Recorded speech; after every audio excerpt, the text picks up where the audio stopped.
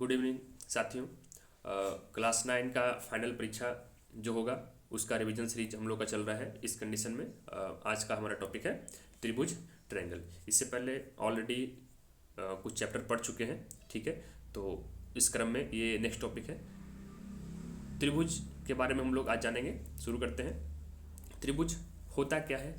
तो तीन प्रतिच्छेदी रेखाओं द्वारा बनाई गई एक बंद आकृति त्रिभुज कहलाती है। प्रतिच्छेदी रेखा के बारे में हमने पहले पढ़ा था कि दो रेखाएं अगर वो एक दूसरे को काटती है तो क्या कहते हैं, उसको प्रतिच्छेदी रेखा बोलते हैं। तो इस कंडीशन में त्रिभुज कैसे बना?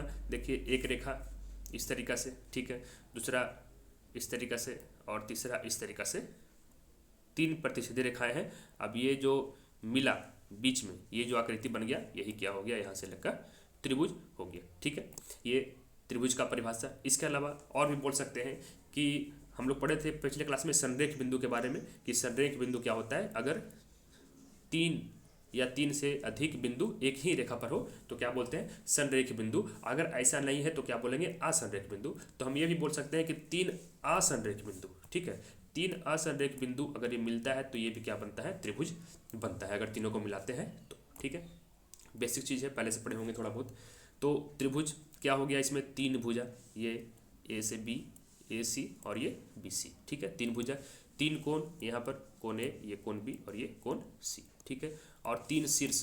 शीर्ष क्या होता है, जहाँ पर दो रेखाखंड मिलते हैं, ठीक है। तो ये क्या हो गया, एक शीर्ष, इधर दूसरा शीर्ष, ये तीसरा शीर्ष, ए बी सी, ठीक है। इसके अलावा जो तीन कोण है, तीनों कोणों का योग कितना होता है, 180 डिग्री। ऑलरेडी ये सब जानकारी है, हम लोग थोड़ा पढ़ते हुए आगे बढ़ेंगे, ठीक है। फिर त्रिभुज के प्रकार के बारे में भी जानते होंगे। त्रिभुज के प्रकार भुजा के आधार पर तीन पार्ट में, समबाहु, समद्विबाहु और विषमबाहु। समबाहु त्रिभुज क्या होता है, जिसमें तीनों भुजा क्या हो, बराबर हो। एक त्रिभुज है, अगर उसका तीनों भुजा क्या है, बराबर है, तो क्या हो गया, समबाहु, यानी सभी भुजा बराबर। समद्विबाहु त्रिभुज, ये क्या हो गया, समद्विबाहु त्रिभुज, कोई दो भुजा बराबर, ठीक है। एक त्रिभुज है, इसमें ये दोनों बराबर हो गया, क्या हो गया, समद्विबाहु, ठीक है। वो नहीं, कोई भी दो हो सकता है, ये दोनों बराबर हो जाए तो ये भी क्या है, समद्विबाहु। दो भुजा बराबर है तो समद्विबाहु, ठीक है। फिर आते हैं विषमबाहु, क्या हो जाएगा, जिसमें कोई भुजा बराबर नहीं होगा, ठीक है। मतलब इस तरीका से एक अगर त्रिभुज बना हुआ है तो इसका वैल्यू अलग है, इसका मान अलग है, इसका मान अलग है, कोई एक दूसरे के बराबर नहीं है, तो क्या हो गया, विषमबाहु त्रिभुज, ठीक है। फिर आए त्रिभुज कोण के आधार पर। कोण के आधार पर तीन प्रकार का, न्यून कोण त्रिभुज, यानी जिसका प्रत्येक कोण क्या हो, न्यून कोण हो। समकोण त्रिभुज, एक कोण क्या हो, समकोण हो, और अधिक कोण यानी कि एक कोण अधिक कोण हो, ठीक है। न्यून कोण क्या है, समकोण क्या है, ऑलरेडी सब पहले पढ़ चुके हैं, ठीक है। देखिए यहाँ पर, देखिए ये न्यून कोण त्रिभुज का फिगर इस तरीका से बनेगा, समकोण त्रिभुज का इस तरीका से बनेगा और अधिक कोण का इस तरीका से बनेगा, ठीक है। ये ना कि अधिक कोण बोल करके और इस तरीका से फिगर बना देना है, ये सही नहीं होगा, क्योंकि लॉजिकली ठीक नहीं है। आप अगर इसको किसी भी कोण को मापते हैं तो कोई भी इसमें 90 से ज़्यादा होने वाला नहीं है। तो जिस तरीका से ये फिगर यहाँ पर ड्रॉ किया गया है, इसी तरीका से आप फिगर बनाएंगे, ठीक है। फिर सवाल ये आएगा कि इसमें लिखा गया है न्यून कोण में कि प्रत्येक कोण न्यून कोण होगा, ठीक है, न्यून कोण प्रत्येक कोण होगा। दूसरा में है कि समकोण में क्या है कि एक कोण समकोण होगा, तो समकोण एक ही कोण समकोण क्यों होगा, दो कोण क्यों नहीं समकोण होगा, ठीक है।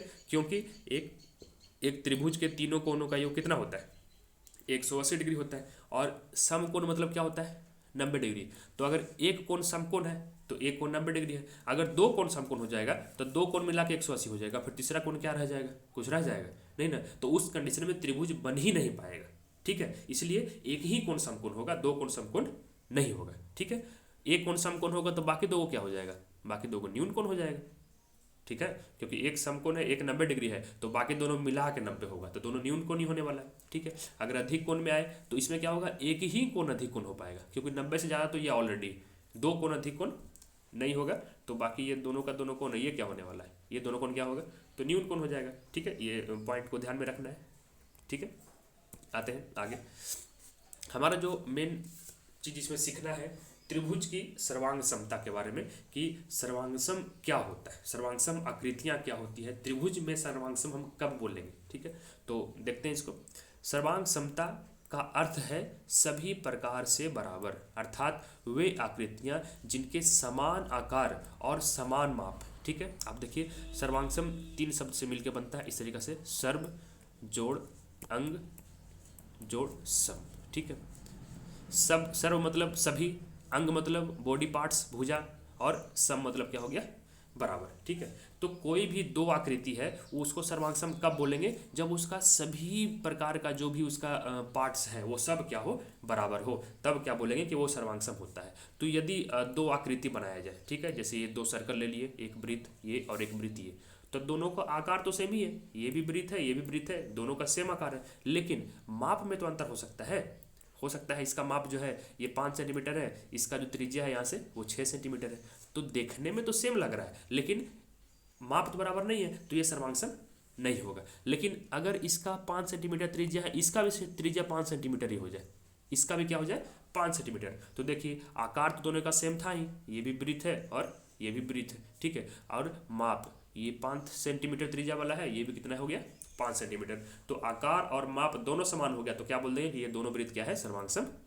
ठीक है, तो वही बोल रहा है कि वे आकृतियां जिनके समान आकार और समान माप हो, तब क्या बोलेंगे कि वो सर्वांग है। शेप एंड साइज दोनों बराबर होना चाहिए। ठीक है, नेक्स्ट पॉइंट, समान त्रिज्या वाले दो वृत्त सर्वांग होते, अभी बताए, क्योंकि वृत्त चाहे कैसा भी हो, वृत्त का आकार तो ऐसा ही रहेगा ना, वृत्त तो आकार सेम ही रहने वाला है, त्रिज्या भले छोटा हो जाए, तो अगर त्रिज्या भी बराबर हो जाएगा, ठीक है, अभी बताया कि ये दोनों अगर 5 त्रिज्या का हो जाए तो दोनों वृत्त क्या हो जाएंगे, सर्वांग हो जाएंगे, क्योंकि आकार और माप दोनों बराबर हो जाएगा। ठीक है, फिर आते हैं, एक ही माप के भुजाओं वाले दो वर्ग एवं दो समबाहु त्रिभुज सर्वांग होते हैं। एक ही माप के भुजा वाले, आपको पता है कि वर्ग, तो वर्ग होता क्या है, तो वर्ग क्या बोलते हैं कि चारों भुजा उसका क्या हो, बराबर, चारों भुजा बराबर, ठीक है, और हर कोण कितना होता है 90 डिग्री का, इस तरीक़ा से। तो अब चारों भुजा बराबर होता है, अगर दो वर्ग बनाया जाए और इसका भुजा का माप और इसका भुजा का माप दोनों बराबर है, ठीक है, मान के चलो ये 10 सेंटीमीटर है, इसका भुजा का माप भी कितना है 10 सेंटीमीटर, तो वर्ग में चारों भुजा तो बराबर ही होता है, अगर एक भुजा 10 है तो बाकी सब भी 10 ही होगा, तो वही यहाँ पर बोल रहा है कि एक ही माप के भुजाओं वाले दो वर्ग क्या होते हैं, सर्वांग होते हैं। ठीक है, उसी तरीक़ा से समबाहु त्रिभुज, अभी हम लोग पढ़े कि समबाहु त्रिभुज क्या होता है, तो तीनों भुजा बराबर, अब ये तीनों आपस में बराबर है, ठीक है, ये तीनों आपस में क्या है, बराबर। मान के चलिए कि ये इसका भुजा का माप यहाँ दे दिया 8 सेंटीमीटर, तो ये भी 8 हो जाएगा, ये भी 8 हो जाएगा, और अगर इसमें भी भुजा 8 है तो क्या हो जाएगा, ये दोनों त्रिभुज क्या हो जाएगा, आपस में सर्वांग हो जाएगा, क्योंकि आकार तो सेम था ही, ये भी समबाहु था ये भी समबाहु था, माप भी सेम हो गया, जितना भुजा का लंबाई इसका है उतना भुजा का लंबाई इसका है। ठीक है, तो वही यहाँ पर बोला गया कि एक ही माप के भुजाओं वाले दो वर्ग और दो समबाहु त्रिभुज क्या होते हैं, सर्वांग होते हैं। ठीक है, ध्यान रखना। आते हैं नेक्स्ट पॉइंट पे, दो त्रिभुज सर्वांग होते हैं यदि एक त्रिभुज की भुजाएं और कोण दूसरे त्रिभुज की संगत भुजाओं और कोणों के बराबर हो। इस बात को बिल्कुल ध्यान देना है, अभी हम लोग थोड़ा देर पहले पढ़े कि दो समबाहु त्रिभुज क्या होंगे, सर्वांग होंगे यदि उसका माप सेम हो, भुजा का लंबाई सेम हो। यहाँ पर बोल रहा है कि दो त्रिभुज सर्वांग होते हैं कब, यदि उसका त्रिभुज की भुजाएं और कोण आपस में क्या हो, दोनों में बराबर हो तब। तो समझना है, देखिए हम लोग दो वृत्त को सर्वांग क्यों बोल दिए अगर माप सेम है, क्योंकि वृत्त का कोई प्रकार नहीं है, बिल्कुल ये भी पूरा गोल है ये भी पूरा गोल है, इसी तरीका से होने वाला है, तो इसका अगर माप सेम हो जाएगा तो सर्वांग हो जाएगा। लेकिन हम लोग अगर त्रिभुज का बात करेंगे तो हम लोग पढ़े कि समबाहु त्रिभुज तीनों भुजा बराबर, समद्विबाहु दो भुजा बराबर, और विषम बाहु कोई भुजा बराबर नहीं। तो क्या ये बोलेंगे कि तीनों त्रिभुज सर्वांग है तो तीनों त्रिभुज ही, लेकिन क्या तीनों त्रिभुज सर्वांग है, नहीं, क्योंकि ये समबाहु है ये समद्विबाहु है ये विषमबाहु है, तो सबका अपना अपना क्वालिटी है, तो जिसमें कोई प्रकार होगा उसमें हमको डिटेल्स में पढ़ना पड़ेगा। ठीक है, इसलिए इसको समझना है। तो इस पॉइंट को अगर हम समझे कि दो त्रिभुज सर्वांग होंगे, तो देखिए ये त्रिभुज ABC, ये त्रिभुज PQR, बोला सर्वांग कब होगा, जब त्रिभुज की भुजाएं और कोण, अब इस त्रिभुज में तीन भुजा कौन हो गया, AB AC और BC, इस त्रिभुज में तीन भुजा PQ PR और QR, तो बोल रहा है कि ये तीनों भुजा जो है ना इसमें वो ये तीनों के बराबर होना चाहिए। ठीक है, और क्या बोला कि कोण भी क्या होना चाहिए, बराबर, संगत भुजा और संगत कोण। अब देखिए संगत कहने का मतलब क्या हो गया, ये पोजीशन है AB तो ये पोजीशन क्या है PQ, तो PQ और AB आपस में क्या होगा, बराबर। ठीक है, ये AC और ये PR, तो ये दोनों क्या हो जाएगा आपस में बराबर, इसमें नीचे क्या है BC, इसमें है QR, तो ये क्या हो जाएगा आपस में क्या हो जाएगा, बराबर।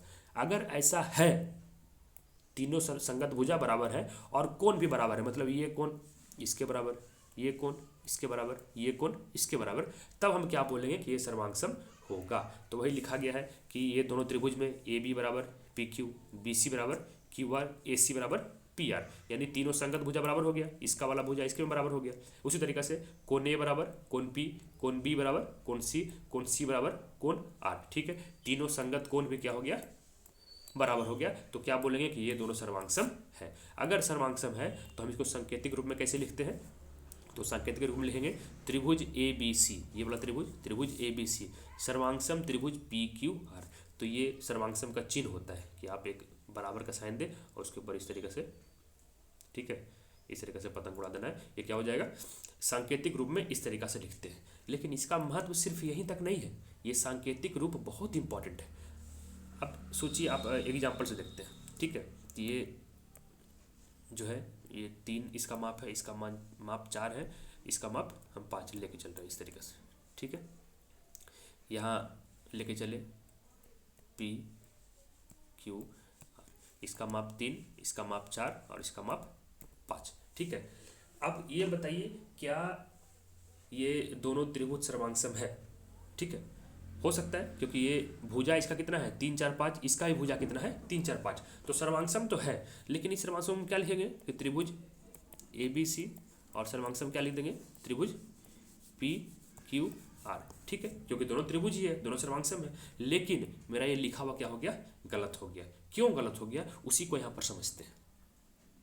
सर्वांगसम का मतलब होता है कि एक फिगर के ऊपर अगर दूसरा फिगर रखे, मतलब ये वाला त्रिभुज को उठा के अगर इसके ऊपर रख देंगे ना तो पूरा पूरा ढक लेगा, पता नहीं चलेगा कि 2 गो है कि 3 गो है। जैसे कॉपी है, पेज है, उसमें बहुत सारा पेज है, तो सारा पेज एक दूसरे को ढक रहा है ना, क्यों, क्योंकि सबका माप और आकार क्या है, समान है। ठीक है, उसी तरीका से अगर ये दोनों त्रिभुज सर्वांगसम है तो इसको उठा के इस पर रख देंगे तो ये पूरा पूरा ढक जाएगा, पता ही नहीं चलेगा कि नीचे कोई त्रिभुज भी था। उस तरीका से तो वो पूरा पूरा कब ढकेगा, जब संगत भुजा, मतलब ये वाला इसके बराबर हो, ये वाला भुजा इसके बराबर हो और ये वाला भुजा इसके बराबर हो, तब न ढकेगा। नहीं बराबर रहेगा, अगर मान के उसको घुमा के रख दिए, इस त्रिभुज को क्या किए हम घुमा दिए और घुमा के रख देंगे तो पूरा पूरा ढक नहीं पाएगा। तो वही अभी जो बताया उसको लिखने का तरीका देखिए क्या होना चाहिए। अभी बताइए 3 4 5 है, ए बी सी, ठीक है, और ये पी क्यू आर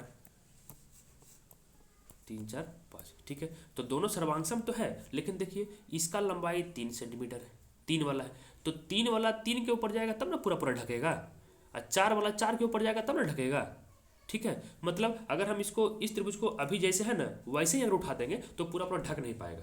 ढकेगा कब, जब 3 वाले 3 की जगह पर आएगा। तो देखिए क्या करते हैं, इसको हम कोशिश करते हैं बनाने का इसके जैसा कि कैसे घुमाना है, बस त्रिभुज को घुमा देना है, तो इस तरीके से घुमा देंगे। ठीक है, अब यहाँ पर शुरू में 3 था तो यहाँ लिख दीजिए 3, ये 4 और ये क्या हो जाएगा हमारे पास 5। तो ठीक है, ये देखिए 3 वाला भुजा यहाँ जो है और ये 4 वाला भुजा, दोनों का शीर्ष कौन सा था, ये फिगर में देखिए 3 वाला भुजा ये था, 4 वाला भुजा ये था, शीर्ष कौन सा था यहाँ पर आर, तो ऊपर में लिख देंगे हम यहाँ आर। ठीक है, फिर ये 3 वाला और ये 5 वाला शीर्ष कौन है, 3 और 5 वाला क्या शीर्ष क्या है, तो 3 और 5 ये है शीर्ष क्या है इसका P, तो यहाँ पर हो जाएगा P, तो ये P, ये R, ये वाला क्या हो जाएगा Q। ठीक है, ये क्या हो जाएगा Q। तो इस बात को बिल्कुल ध्यान में रखना है कि सर्वांगसम तो होगा ही, लेकिन हमको रखना भी उसी तरीका से है। तो अब अगर इसको हम उठा के रखते हैं इसके ऊपर तो ये पूरा पूरा क्या करेगा, इसको ओवरलैप कर देगा, पूरा पूरा उसको ढक देगा। तो जब ढकेगा तो यहाँ पर देखिए A B C 3 शीर्ष है ना इसमें, जब ढकेगा तो देखिए यहाँ पर कौन सा शीर्ष था ऊपर में R था, तो A के सामने कौन आ जाएगा R आ जाएगा, B के सामने कौन आ जाएगा ये वाला P आ जाएगा, और C के सामने कौन आ जाएगा ये वाला यानी Q आ जाएगा। तो अब देखिए ध्यान रखिएगा ये क्या R P Q, तो हम त्रिभुज का नाम भी लिखेंगे ना तो त्रिभुज ए बी सी सर्वांगसम आर पी क्यू लिखेंगे, ए बी सी सर्वांगसम आर पी क्यू आर नहीं। ठीक है, क्या लिख देंगे त्रिभुज ए बी सी और सर्वांगसम क्या हो जाएगा अभी जो हम लोग पढ़े आर पी क्यू। ये ध्यान देना है कि बिल्कुल ऐसे ही लिखना है। अब बोलोगे कि ये आर पी क्यू आर में अंतर क्या था, अंतर त्रिभुज में नहीं है लेकिन लिखने के तरीका में अंतर आ जाएगा। ठीक है, तो अगर हम ये 2 त्रिभुज का सर्वांगसम लिखे हैं, इसका मतलब यहाँ पर शुरू में क्या लिखे हैं ए, यहाँ पर शुरू में क्या है P, यानी ए जो है ना वो P के ऊपर जाके मिल रहा है, जो B है वो B Q के ऊपर मिल रहा है, और जो C है वो R के ऊपर जाके मिल रहा है। ठीक है। तो वही यहाँ पर लिख दिया गया है, ए और पी आपस में एक दूसरे को ढकेगा, बी और क्यू मिलेगा और सी और आर एक दूसरे से मिलेगा। बिल्कुल ध्यान देना है, ठीक है। इसलिए देखिए लिखा गया त्रिभुज ए बी सी सर्वांगसम पी क्यू आर, सही है, कोई दिक्कत नहीं है। लेकिन त्रिभुज ए बी सी सर्वांगसम क्यू पी आर लिख देंगे तो ये क्या हो जाएगा, गलत हो जाएगा। जो बिंदु जिसके ऊपर ढकेगा उसको वैसे ही लिखना है, ठीक है। बहुत इंपॉर्टेंट चीज़ है। आइए आगे बढ़ते हैं। सर्वांगसम त्रिभुजों में संगत भाग बराबर होते हैं। अभी बोल देखे संगत भाग बराबर होते हैं, मतलब ये भुजा इसके बराबर, ये वाला इसके बराबर, ये वाला इसके बराबर, ये कोण इसके बराबर, ये कोण इसके बराबर, ये कोण इसके बराबर, इसको बोलते हैं संगत भुजा, ठीक है, और संगत कोण। सर्वांगसम त्रिभुजों में संगत भागों के लिए क्या लिखते हैं, CPCT। संगत भागों के लिए लिखते हैं CPCT। CPCT मतलब होता है corresponding part of congruence triangle, यानी कि सर्वांगसम त्रिभुज का संगत भाग, जो ये था ना हिंदी में लिखा हुआ सर्वांगसम त्रिभुज का संगत भाग, यही इसका मतलब है। CPCT का मतलब वही है, सर्वांगसम त्रिभुज का संगत भाग, ठीक है। अब इसका इस्तेमाल कहाँ पर करते हैं, हम अगर पता चल जाए कि ये दोनों त्रिभुज क्या है, सर्वांगसम है, तो हम लोग लिख देंगे क्या है यहाँ पर कि AB बराबर PQ। अगर सर्वांगसम है तो लिखेंगे ना, तो लेकिन पूछेगा कि कैसे हुआ, तो इसको लिख देंगे ब्रैकेट में कि CPCT, मतलब सर्वांगसम त्रिभुज के संगत भाग बराबर होते हैं, इसलिए AB बराबर क्या हो गया, PQ हो गया। तो ये हो गया लिखने का तरीका, ठीक है। आगे आते हैं। अब ये तो हो गया कि त्रिभुज सर्वांगसम कब होगा, ठीक है। अगर तीनों भुजा बराबर है और तीनों कोण बराबर है तो सर्वांगसम उसको कह देते हैं।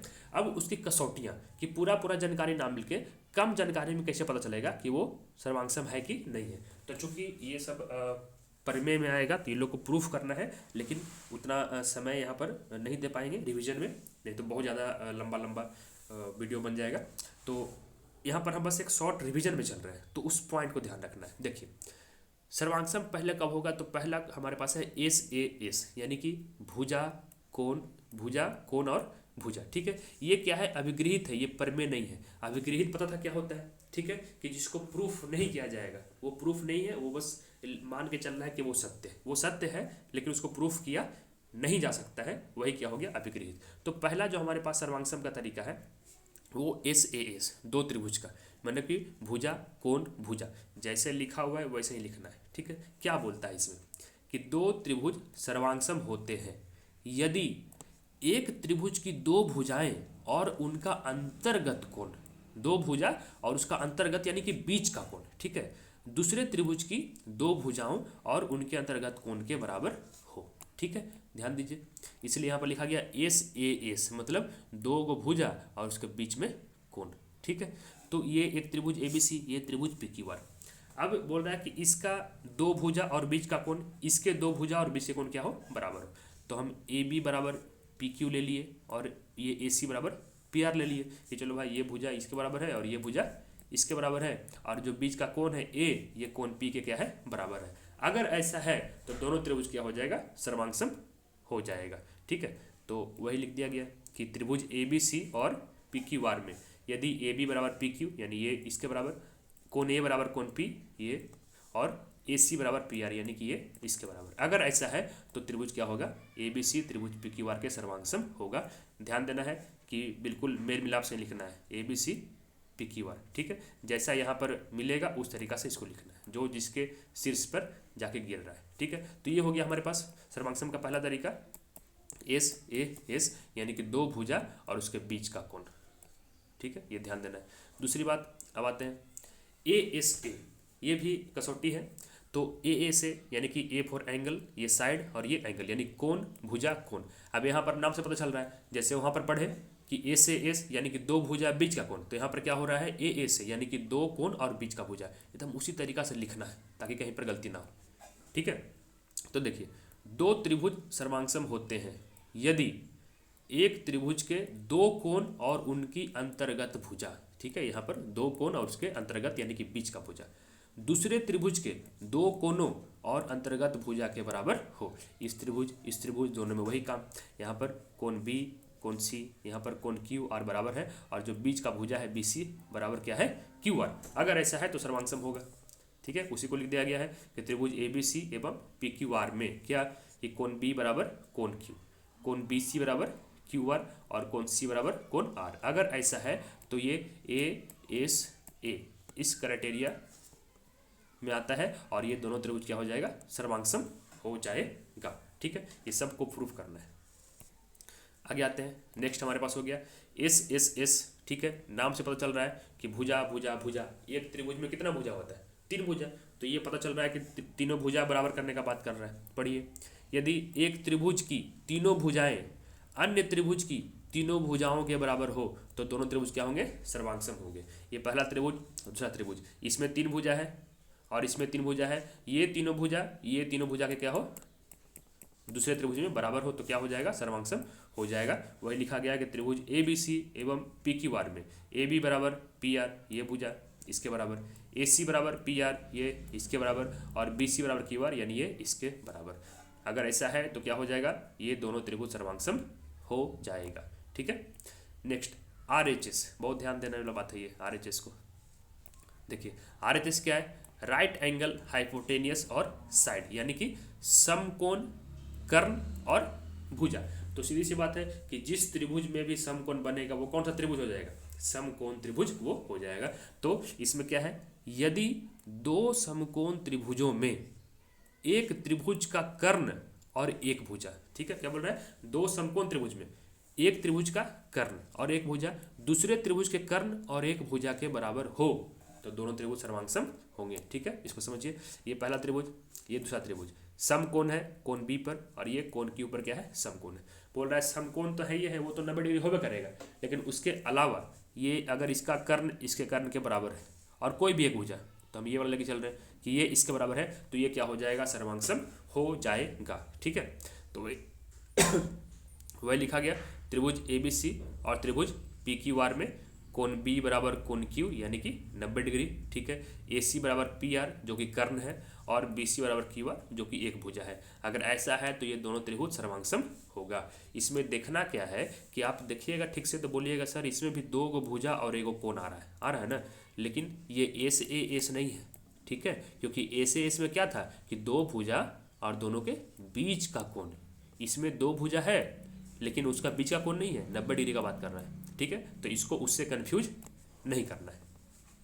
ठीक है, फिर आते हैं, 2 त्रिभुज सर्वांगसम होते हैं यदि इन त्रिभुजों के 2 कोणों के युग्म बराबर हों और संगत भुजाओं का एक युग्म बराबर हो। इसे ए सर्वांगसमता नियम कहते हैं। देखिए ये आया कहाँ से, हम लोग जो अभी ए से पढ़े ना ये वाला।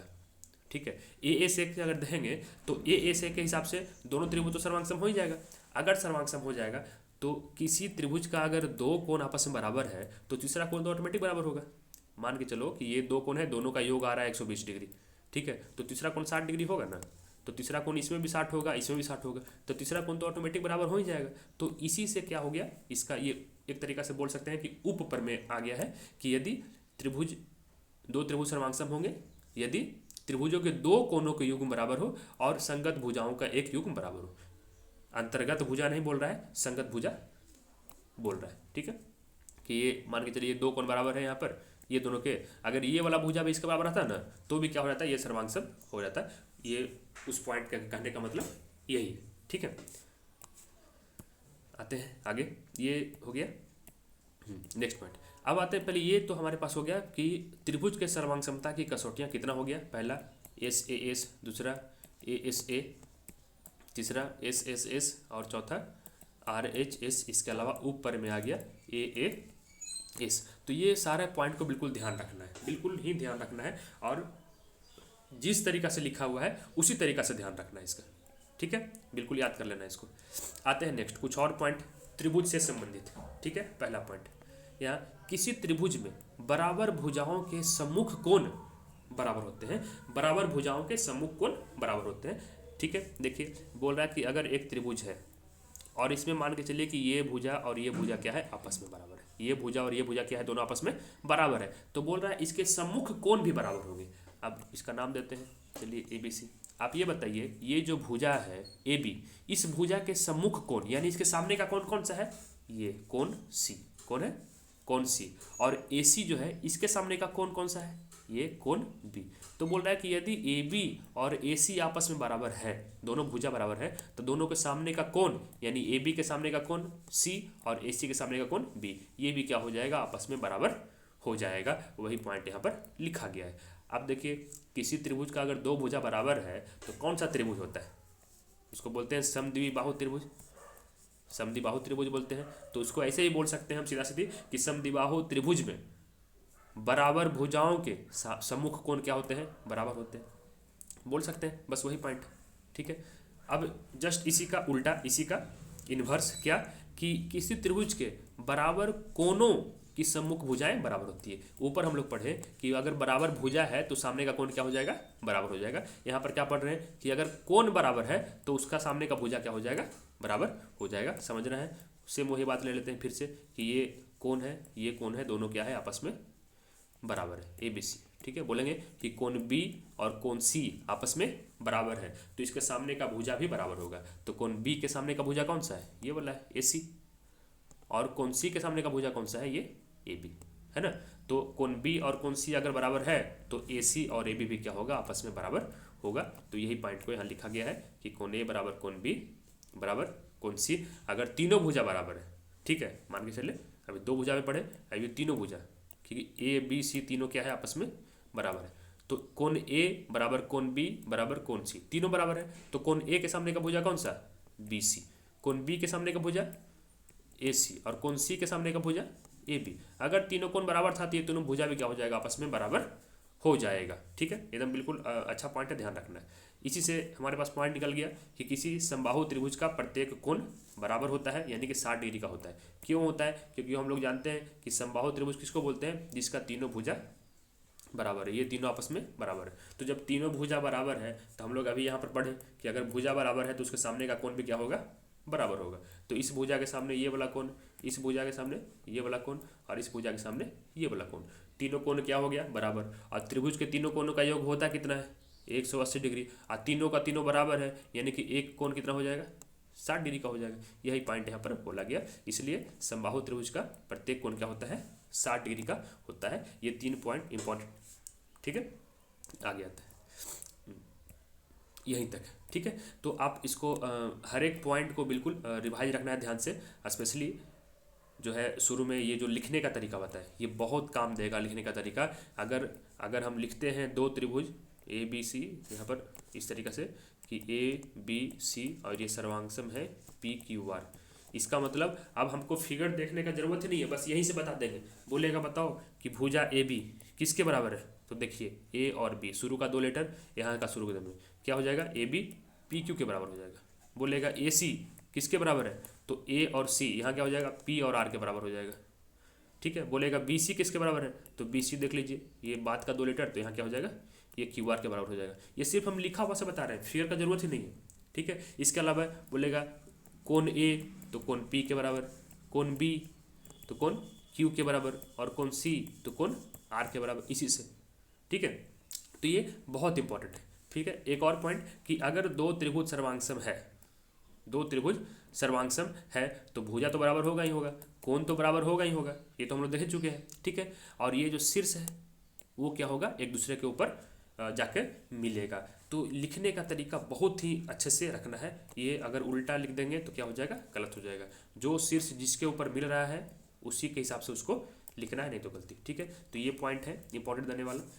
CPCT ध्यान में रखना है, बहुत काम देगा, ठीक है। सर्वांग समता की कसौटियाँ जो हम लोग पढ़े 5 टाइप का, ASS ASA, ठीक है, SSS RHS और AAS, ठीक है। बिल्कुल ध्यान रखना है, बहुत इंपॉर्टेंट, ठीक है। और ये जो अभी हम लोग लास्ट में चले कि अगर भुजा बराबर तो सामने का कोण बराबर, अगर कोण बराबर तो सामने का भुजा बराबर, बस ये पॉइंट को ध्यान में रखना है। तो 9th क्लास में थोड़ा सा बेसिक पढ़ना होता है, इसलिए ध्यान से इसको रिवाइज करना है अच्छे से, ठीक है। आगे हम लोग नेक्स्ट टॉपिक में बढ़ेंगे फिर। और अभी सर्वांग समता इसमें पढ़ लिए हैं, जब क्लास 10 में जाएंगे तो उसमें समरूपता, यानी दो त्रिभुज समरूप कब होंगे वो पढ़ने के लिए मिलेगा, ठीक है। तो अच्छे से बेसिक रिविजन करना है ताकि क्लास 10 में कोई दिक्कत ना हो, ठीक है। आगे बढ़ेंगे, नेक्स्ट टॉपिक में मिलेंगे, रिविजन करिए अच्छे से। धन्यवाद।